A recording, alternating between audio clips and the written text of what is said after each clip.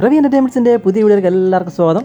അപ്പോൾ നമ്മൾ കഴിഞ്ഞ ദിവസം നമ്മുടെ പറമ്പിൽ നിന്ന് കപ്പ പറയുന്ന വീഡിയോ കഴിഞ്ഞ ദിവസത്തെ വീഡിയോയോട് ഇട്ടിട്ടുണ്ടായിരുന്നു. അത് പഴയൊരു വീഡിയോ ആയിരുന്നു. അപ്പോൾ നമ്മൾ പറമ്പിൽ കപ്പ കട്ടതിൻ്റെ ബാലൻസ് ഒന്ന് കുറച്ച് കപ്പയുണ്ട്, നമ്മളത് ഉണക്കാൻ ഇടുകയാണ്. അപ്പോൾ കപ്പ ഉണക്കുന്നത് എങ്ങനെയാണെന്നുള്ളതാണ് ഇന്നത്തെ വീഡിയോ. അപ്പോൾ നമുക്ക് നേരെ വീഡിയോയിലേക്ക് കിടക്കാം.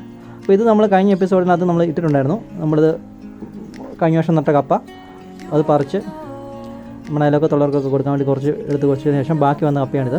അപ്പോൾ ബാലൻസ് വന്ന് നമുക്കത് കപ്പ ഉണക്കാമെന്ന് വീട്ടിൽ പറഞ്ഞു. അപ്പോൾ നമ്മൾ അതിനു വേണ്ടിയുള്ള പരിപാടി നോക്കുകയാണ്.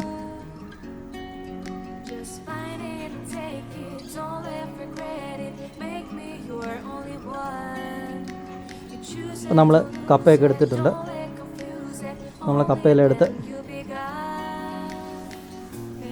അതിൻ്റെ തൊലിയൊക്കെ ഒന്ന് കളയാൻ വേണ്ടി പോവാണ്.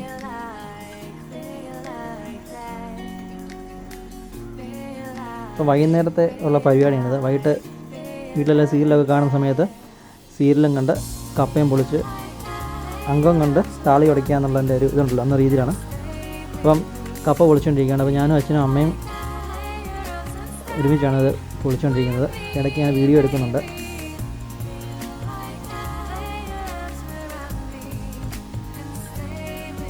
അപ്പോൾ നമ്മൾ അപ്പം തന്നെ തൊലി കളഞ്ഞിട്ട് അത് നേരെ ബേസിനകത്ത് വെള്ളം എടുത്തിട്ടുണ്ട്. ബേസിനകത്തും ശരീരത്തിനകത്ത് അതിനകത്തിട്ടിട്ട് നല്ല ചള്ള പെട്ടെന്ന് പിടിക്കാതിട്ട്. അപ്പോൾ അതൊന്ന് വെള്ളത്തിലിടുവാണെങ്കിൽ അത് ചള്ള പിടിക്കാതിരിക്കും. അപ്പോൾ നമ്മൾ ഏകദേശം നമ്മുടെ കപ്പയെല്ലാം പൊളിച്ച് കഴിഞ്ഞിട്ടുണ്ട്. ഇനി നമുക്ക് അത് നല്ലോണം കഴുകിയെടുക്കണം. നമ്മൾ നേരെ വെളിയിൽ കൊണ്ടുപോയിട്ട് പൈപ്പിനെ ചുവട്ട് വെച്ച് ഇതുപോലെ നല്ലോണം കഴുകിയെടുക്കണം. നല്ല ചള്ളയുടെ അത് കണ്ടില്ലേ, അതിൽ ഇങ്ങനെ ചള്ള എടുത്തുണ്ട്. അപ്പോൾ നല്ലോണം കഴുകി എടുക്കണം. അപ്പോൾ നമ്മൾ ഏകദേശം എല്ലാം നല്ല രീതിയിൽ കഴുകി എടുത്തിട്ടുണ്ട്.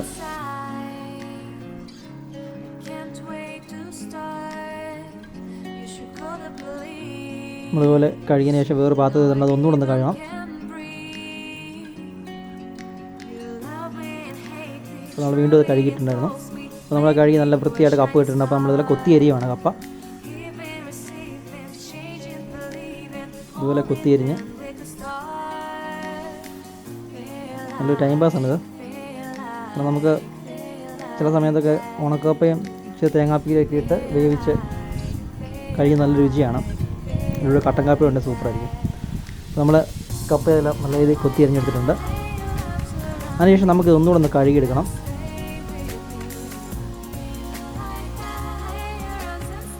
ഏകദേശം 10-20 കിലോളം കപ്പയുണ്ടായിരുന്നു. പക്ഷേ ഇത് ഉണങ്ങി കഴിയുമ്പോൾ നമുക്കത് കുറയും, വെയിറ്റും കുറയും.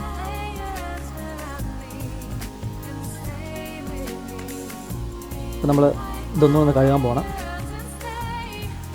അപ്പോൾ നമ്മളിത് കഴുകി വാരി എടുത്തുകൊണ്ടിരിക്കുകയാണ്. നമ്മൾ നല്ലോണം കഴുകി വാരിയതിന് ശേഷം ഇതിനെ ഒന്ന് പുഴുങ്ങിയെടുക്കണം. നമ്മൾ അടുപ്പിൽ തീയൊക്കെ കത്തിച്ച് ചെമ്പ് വെച്ച് ചെമ്പിനകത്തോട്ട് കപ്പയിട്ട് പുഴുങ്ങിക്കൊണ്ടിരിക്കുകയാണ്. അത് നല്ലവണ്ണം പുഴുങ്ങിയ ശേഷം നമുക്കിതൊന്ന് ഊറ്റി വേറെ കൊട്ടയിലോട്ട് എടുക്കണം. അപ്പോൾ നമ്മൾ ഊറ്റി ഒരു കൊട്ടയിലോട്ട് എടുത്തിട്ടുണ്ട്. വെള്ളമെല്ലാം വാർന്നു പോകാൻ വേണ്ടി വെച്ചിരിക്കുകയാണ്.